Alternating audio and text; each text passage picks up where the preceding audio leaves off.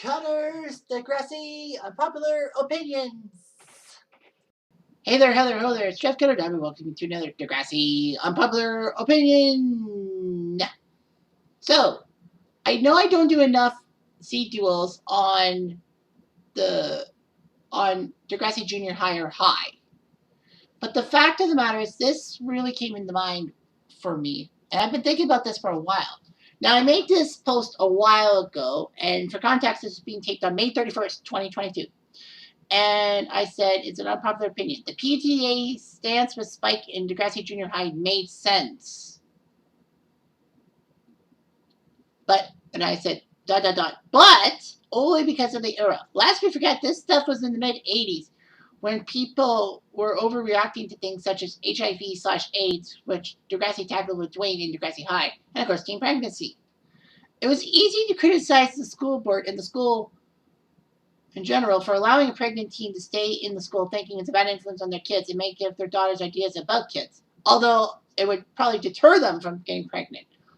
All I have to say is that Principal Lawrence didn't protect Spike one bit and let the PTA make the decision for him to kick her out despite Raj saying she should take exams. Also, Principal Lawrence, a famous unseen character, threw the book at Caitlin worse than LD and Joey's Sunshine Boy/Girl pinups issue. And I said, for those that don't know, because, we have Americans, for many years, the Toronto Sun ran pictures of hot guys or girls in page 3 of their paper with many people fawned over. He threw the book at Caitlin for undermining him and criticizing him in the school's newspaper and all that. And I'm thinking, where have I seen this before? Raj and Emma season 2. Basically, Raj throwing the book at Emma for undermining him and criticizing him. And Raj is not good with constructive criticism. Snake should know, season 4 of Rick Murray situation. The fact, brothers, is that the 80s are a lot different than the 2020s in the attitudes of people. Teen pregnancy numbers are going down nowadays because girls realize the problems of being a teen mom and affordability issues. It was taboo for Degrassi to handle teen pregnancy in a show about 12 to 15-year-olds. They did so and won an international Emmy for it. That's why Emma is named the way she is. I think Spike would have gotten less flack in a way if their storyline was in the 2000s/2010s because everyone was more educated on the subject. I don't know, what are your thoughts? Have at it. Well, I guess this is the part where this would be normally the part where I talk about, what have other people talked about it? But nobody responded, not even one comment. Kind of pisses me off, but I can understand. But as is, so let's get some context in this. So in season 1, in the middle of season 1 of Degrassi Junior High, which was Degrassi's first major the Degrassi franchise's first major foray into TV show on CBC, first and foremost, they basically said that, Spike ended up getting pregnant with Shane's baby, even though that they only had sex once. So anyway, Spike becomes pregnant and doesn't know how to tell her family, but her mom's supportive of her. But the school gets a little too antsy. And basically, Spike is told that once her pregnancy hits a major mark, she's kicked out. She will not be allowed to play Degrassi, and she will be basically held back, if you will. However, Raditch, despite what Joy thinks, was caring enough to say, I think that Spike should take her exams and all that. At least that mark. She's a smart student, and she might, not benefit from being held back. However, the PTA, the parents of the PTA, basically said that no, because this is going to give our kids notions to have kids at such a young age. We can't have that. So basically, Spike's upset, and basically no one wants to protect him. Spike tells Heather and Erica, and Caitlin for that matter, that, she's being kicked out because the parents don't want her there and all that. And Heather and Erica says that not all parents want you done. And Spike says, I made a mistake, and I'm paying dearly for it. How much more do I have to suffer for this? And basically, Caitlin comes up with the bright idea to do an opinion piece in the newspaper saying that, the school board's wrong for punishing her and all that. Unfortunately, Caitlin gets into trouble too because Lawrence says that, you can't undermine me and all that. You can't make fun of me. And basically made Principal Lawrence seem like a callous jerk.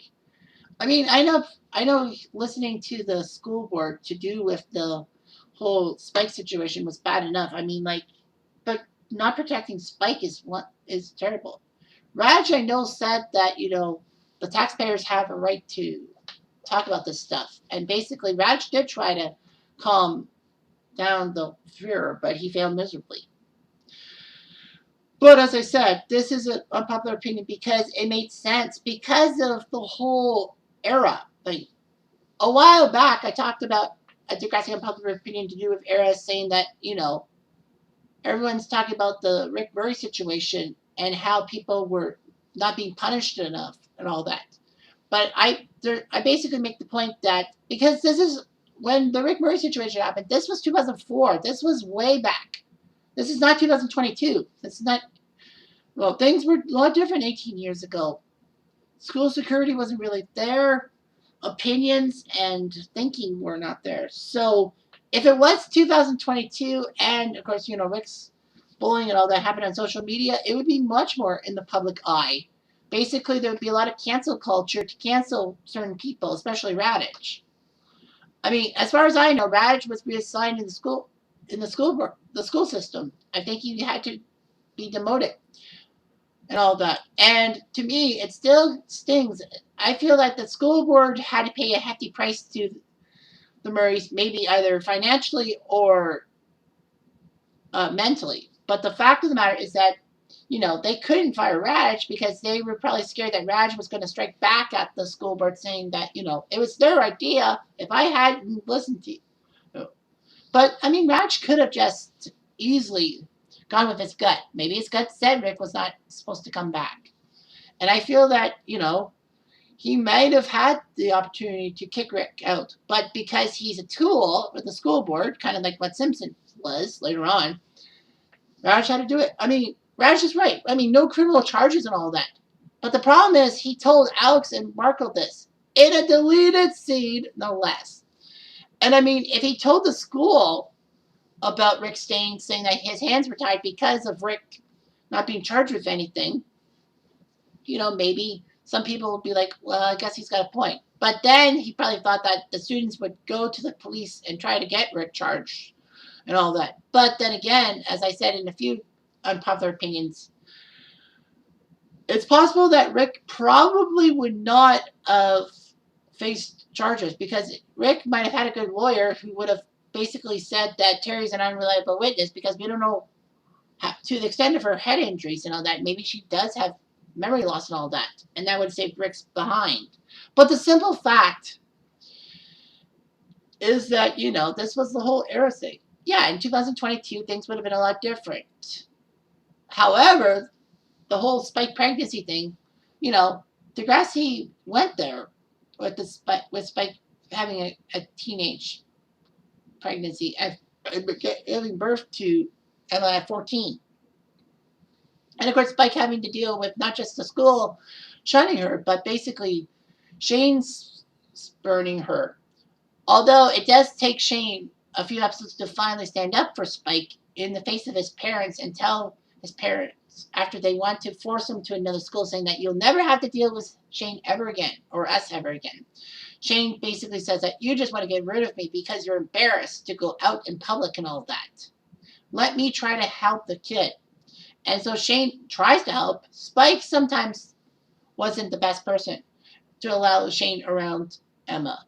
I mean, I understand.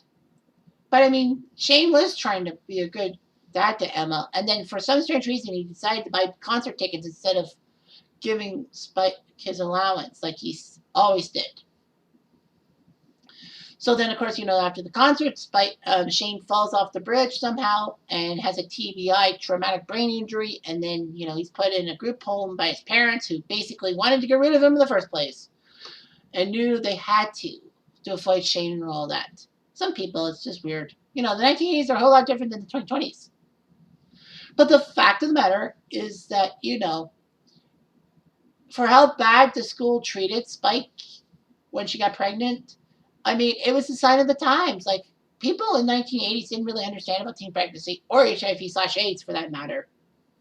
But the simple fact is that, with education, proper stuff like that, people got educated. So, yeah, so more than that. And, the MTV show Teen Mom actually, they said, would glorify being pregnant as a teenager. However, it actually has done a good job because teen pregnancy rates have dipped a lot in the States and probably Canada too.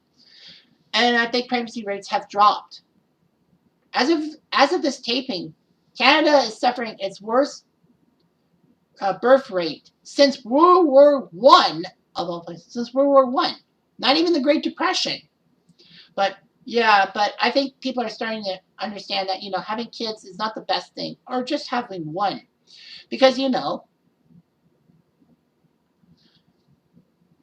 I feel that, with things being expensive nowadays, that they don't want to waste their money on kids stuff. And besides, not to be mean, but I think in the LGBTQ plus community, there are a lot of gay people that don't want kids and don't want to adopt kids. So there's a reason for that. But I mean, there's still a lot of people like them who want kids. Fair enough, and find a surrogate and all that stuff. But the simple fact is that did the Degrassi teen pregnancy thing actually work and bring teen pregnancy down? Possibly. Did it also, make people think twice about teen pregnancy or having sex or having kids? I don't know. But yeah, you know, Spike should not have had all that hate towards her. And everyone knows that. But the fact is, it was a sign of the times, and we have to take it. Because there's a lot of shows that were huge in the 70s and 80s, but nowadays it didn't age well. So basically, yeah, you have to take that with a grain of salt. So that's how I say it, and that's the way it's going to be. Anyway, thanks for watching. I'm Jeff.